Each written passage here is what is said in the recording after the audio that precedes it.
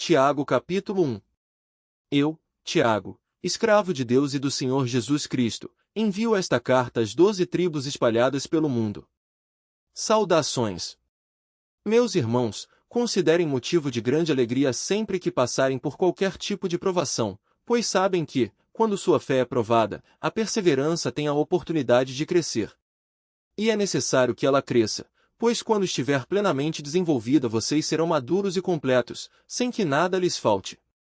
Se algum de vocês precisar de sabedoria, peça a nosso Deus generoso, e receberá.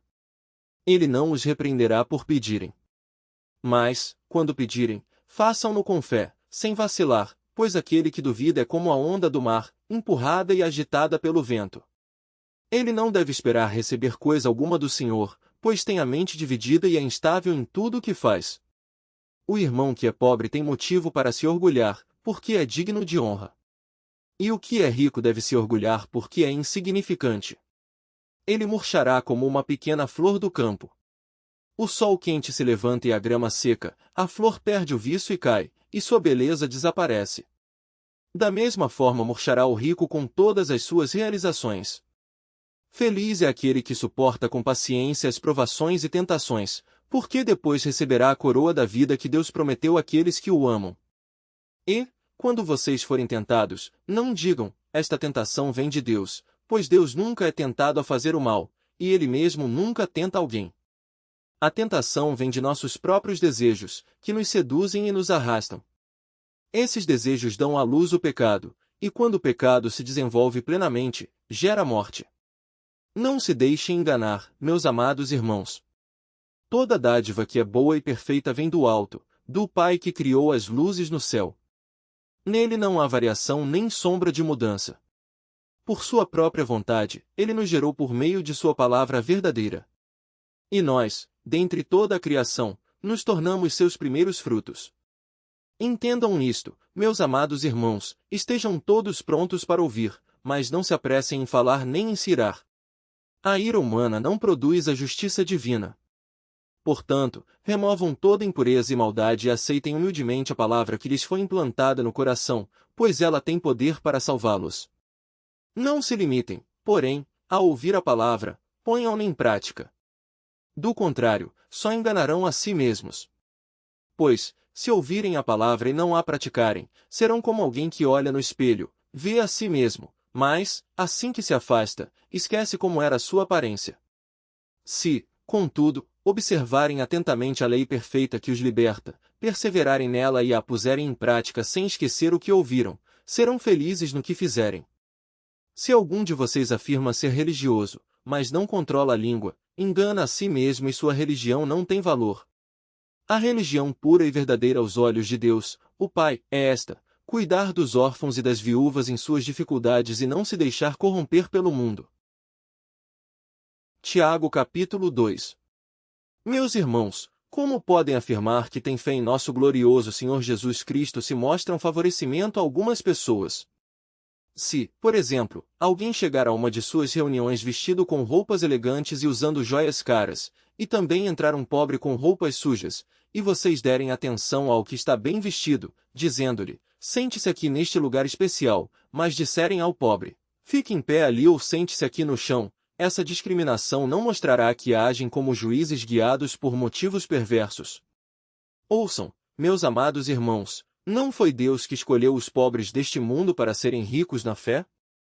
Não são eles os herdeiros do reino prometido àqueles que o amam? Mas vocês desprezam os pobres. Não são os ricos que oprimem vocês e os arrastam aos tribunais? Não são eles que difamam aquele cujo nome honroso vocês carregam? Sem dúvida vocês fazem bem quando obedecem à lei do reino conforme dizem as Escrituras, ame seu próximo como a si mesmo. Mas, se mostram favorecimento a algumas pessoas, cometem pecado e são culpados de transgredir a lei. Pois quem obedece a todas as leis, exceto uma, torna-se culpado de desobedecer a todas as outras. Pois aquele que disse, não cometa adultério, também disse, não mate. Logo, mesmo que não cometam adultério, se matarem alguém, transgredirão a lei. Portanto, em tudo o que disserem e fizerem, lembrem-se de que serão julgados pela lei que os liberta. Não haverá misericórdia para quem não tiver demonstrado misericórdia. Mas, se forem misericordiosos, haverá misericórdia quando forem julgados. De que adianta, meus irmãos, dizerem que têm fé se não a demonstram por meio de suas ações? Acaso esse tipo de fé pode salvar alguém? Se um irmão ou uma irmã necessitar de alimento ou de roupa, e vocês disserem, até logo e tenha um bom dia, aqueça-se e coma bem, mas não lhe derem alimento nem roupa, em que isso ajuda? Como veem, a fé por si mesma, a menos que produza boas obras, está morta. Mas alguém pode argumentar, uns têm fé, outros têm obras. Mostre-me sua fé sem obras e eu, pelas minhas obras, lhe mostrarei minha fé. Você diz crer que há um único Deus. Muito bem. Até os demônios creem nisso e tremem de medo. Quanta insensatez! Vocês não entendem que a fé sem as obras é inútil? Não lembram que nosso antepassado Abraão foi declarado justo por suas ações quando ofereceu seu filho Isaque sobre o altar? Como veem, sua fé e suas ações atuaram juntas, e assim, as ações tornaram a fé completa. E aconteceu exatamente como as Escrituras dizem, Abraão creu em Deus, e assim foi considerado justo. Ele até foi chamado amigo de Deus. Vejam que somos declarados justos pelo que fazemos, e não apenas pela fé. Raabe, a prostituta, é outro exemplo. Ela foi declarada justa por causa de suas ações quando escondeu os mensageiros e os fez sair em segurança por um caminho diferente. Assim como o corpo sem fôlego está morto, também a fé sem obras está morta. Tiago capítulo 3. Meus irmãos, não sejam muitos de vocês mestres, pois nós, os que ensinamos, seremos julgados com mais rigor. É verdade que todos nós cometemos muitos erros. Se pudéssemos controlar a língua, seríamos perfeitos, capazes de nos controlar em todos os outros sentidos. Por exemplo, se colocamos um freio na boca do cavalo, podemos conduzi-lo para onde quisermos. Observem também que um pequeno leme faz um grande navio se voltar para onde o piloto deseja, mesmo com ventos fortes. Assim também, a língua é algo pequeno que profere discursos grandiosos. Vejam como uma simples fagulha é capaz de incendiar uma grande floresta. E, entre todas as partes do corpo, a língua é uma chama de fogo. É um mundo de maldade que corrompe todo o corpo. Ateia fogo a uma vida inteira, pois o próprio inferno a acende. O ser humano consegue domar toda espécie de animal, ave, réptil e peixe, mas ninguém consegue domar a língua. Ela é incontrolável e perversa, cheia de veneno mortífero. Às vezes louva nosso Senhor e Pai, às vezes, amaldiçoa aqueles que Deus criou à sua imagem. E, assim, bênção e maldição saem da mesma boca. Meus irmãos, isso não está certo. Acaso de uma mesma fonte pode jorrar água doce e amarga? Pode a figueira produzir azeitonas ou a videira produzir figos? Da mesma forma, não se pode tirar água doce de uma fonte salgada. Se vocês são sábios e inteligentes, demonstrem isso vivendo honradamente, realizando boas obras com a humildade que vem da sabedoria. Mas, se em seu coração é inveja amarga e ambição egoísta, não encubram a verdade com vanglórias e mentiras. Porque essas coisas não são a espécie de sabedoria que vem do alto, antes, são terrenas, mundanas e demoníacas. Pois onde há inveja e ambição egoísta, também há confusão e males de todo tipo. Mas a sabedoria que vem do alto é, antes de tudo, pura. Também é pacífica, sempre amável e disposta a ceder a outros. É cheia de misericórdia e é o fruto de boas obras. Não mostra favoritismo e é sempre sincera. E aqueles que são pacificadores plantarão sementes de paz e ajuntarão uma colheita de justiça. Tiago capítulo 4. De onde vêm as discussões e brigas em seu meio? Acaso não procedem dos prazeres que guerreiam dentro de vocês? Querem o que não têm, e até matam para consegui-lo. Invejam o que outros possuem, lutam e fazem guerra para tomar deles. E, no entanto, não têm o que desejam porque não pedem. E, quando pedem, não recebem, pois seus motivos são errados, pedem apenas o que lhes dará prazer. Adúlteros! Não percebem que a amizade com o mundo os torna inimigos de Deus? Repito, se desejam ser amigos do mundo, tornam-se inimigos de Deus. O que vocês acham que as Escrituras querem dizer quando afirmam que o Espírito colocado por Deus em nós tem ciúmes? Contudo, Ele generosamente nos concede graça. Como dizem as Escrituras, Deus se opõe aos orgulhosos, mas concede graça aos humildes. Portanto, submetam-se a Deus. Resistam ao diabo, e ele fugirá de vocês. Aproximem-se de Deus, e ele se aproximará de vocês. Lavem as mãos, pecadores, purifiquem o coração, vocês que têm a mente dividida.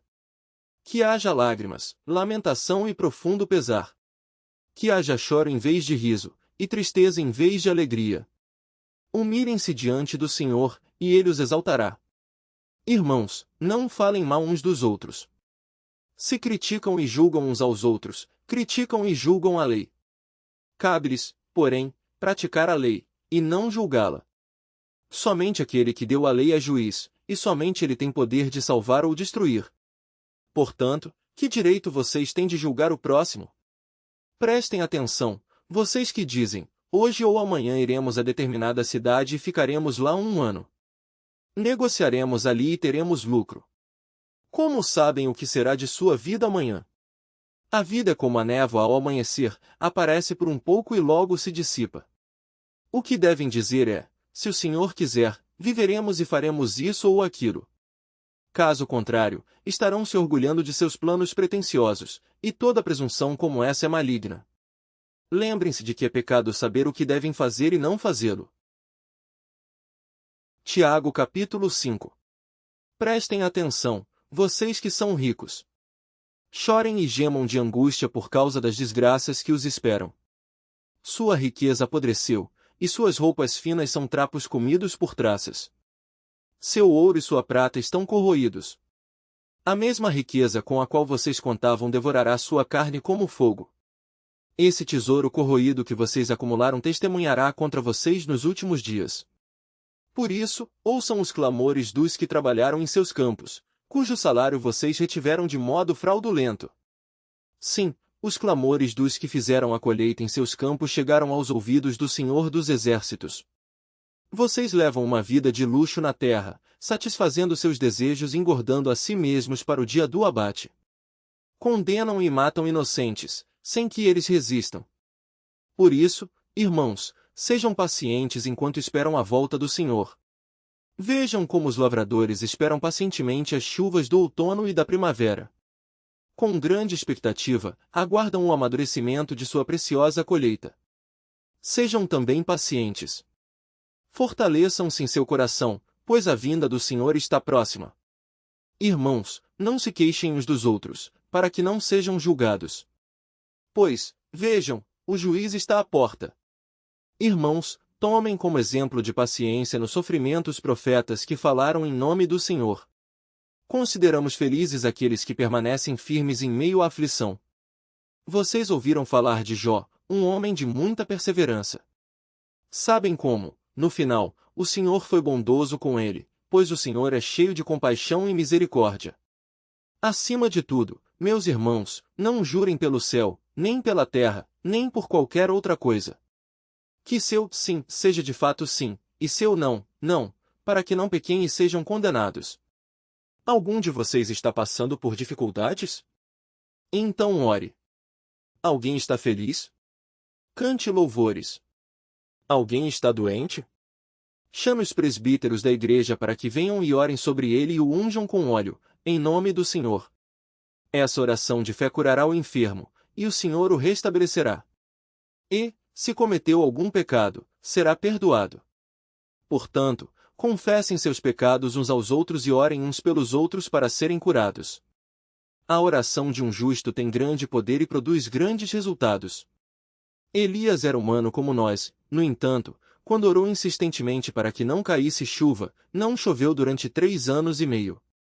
Então ele orou outra vez e o céu enviou chuva, e a terra começou a produzir suas colheitas. Meus irmãos, se algum de vocês se desviar da verdade e for trazido de volta, saibam que quem trouxer o pecador de volta de seu desvio o salvará da morte e trará perdão para muitos pecados.